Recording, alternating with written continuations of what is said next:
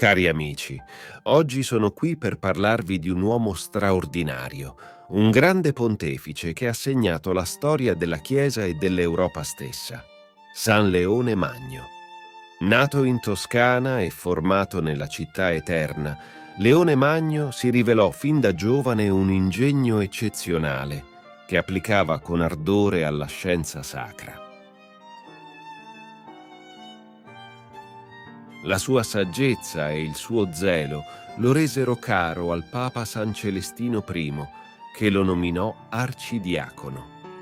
Fu stimato non solo dal popolo, ma anche dai dotti dell'epoca, tanto che il celebre Cassiano gli dedicò i suoi libri sull'incarnazione, definendolo decoro e splendore della Chiesa romana e del Sacro Ministero. Ma il destino aveva in serbo qualcosa di ancora più grande per Leone. Nel 440, trovandosi in Francia per risolvere una disputa, fu eletto Papa all'unanimità, succedendo a San Sisto III. Tornato dalle Gallie, umile e fiducioso in Dio, abbracciò la sublime e ardua missione che lo avrebbe reso degno del titolo di grande. La sua attività si manifestò in ogni campo dello zelo pastorale. Si dedicò instancabilmente all'istruzione del popolo e alla santificazione del clero, che erano le sue maggiori preoccupazioni.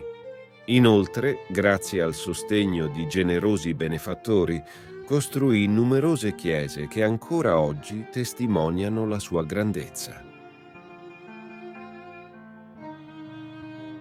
Leone Magno si rivelò un martello contro gli eretici.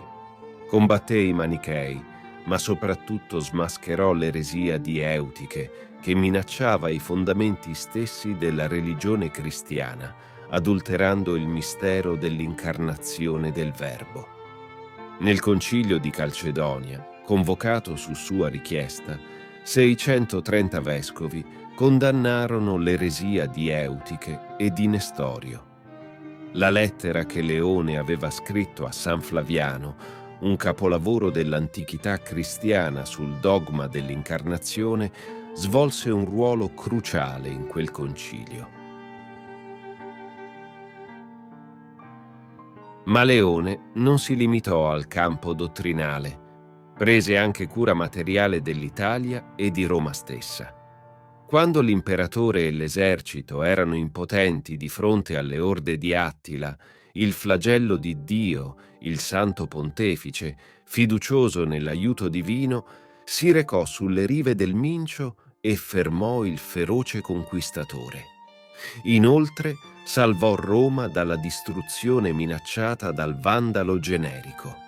La sua forza morale e la sua umiltà, carità e dolcezza gli valsero rispetto e amore non solo dal popolo, ma anche dai principi, dagli imperatori, dai barbari e persino dagli eretici stessi. Dopo un pontificato glorioso di ben 21 anni, San Leone Magno si unì a Dio nel 461, lasciandoci un'eredità indelebile. Fu un profondo scrittore, tanto che la Chiesa lo dichiarò dottore. Le sue 69 omelie e 173 lettere sono autentici monumenti di pietà e ingegno, che hanno contribuito a elevare la gloria della Chiesa nel corso dei secoli. Oggi rivolgiamo il nostro sguardo a San Leone Magno come a un faro di speranza e ispirazione. La sua vita e il suo lavoro ci ricordano che anche in tempi di sfacelo e turbolenze, la fede, la saggezza e la determinazione possono guidarci verso la luce della verità e della giustizia. Che San Leone Magno sia per noi un esempio di dedizione, coraggio e amore per la Chiesa e per l'umanità. Possa la sua memoria vivere nei nostri cuori e ispirare le future generazioni a seguire il cammino della santità.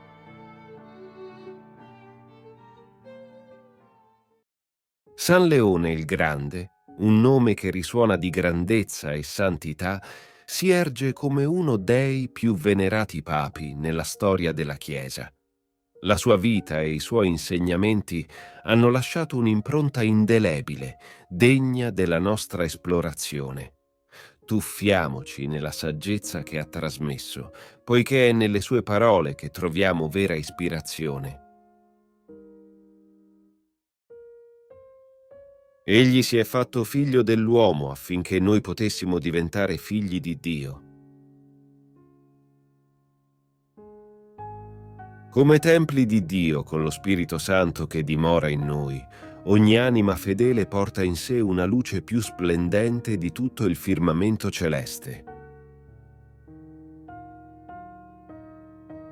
La vera pace risiede nell'allineare la nostra volontà con quella di Dio e nel trovare gioia solo in ciò che Egli ama.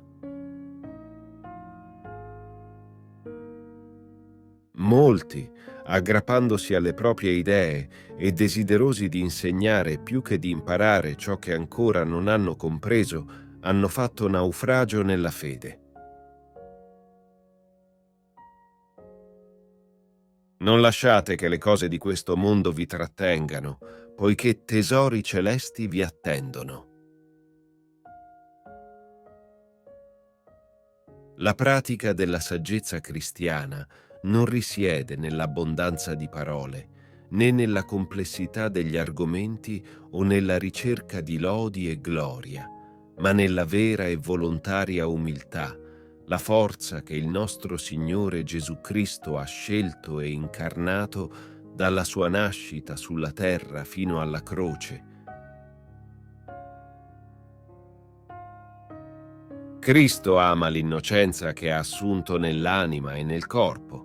Egli apprezza l'infanzia che insegna l'umiltà e che rappresenta un modello di mitezza. L'elemosina possiede un immenso merito e potere. Ogni atto di misericordia verso i bisognosi arricchisce le nostre anime. Chi nutre Cristo nel povero investe il proprio denaro in cielo.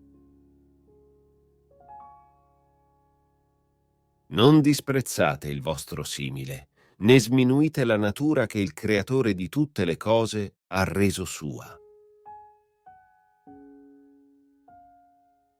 Gli insegnamenti di San Leone il Grande trascendono il tempo, invitandoci ad abbracciare il nostro potenziale divino, a cercare la pace, l'umiltà e la compassione. Le sue parole risuonano con un invito incrollabile all'azione, spingendoci ad alleviare la sofferenza degli altri e ad apprezzare la bellezza presente in ogni anima.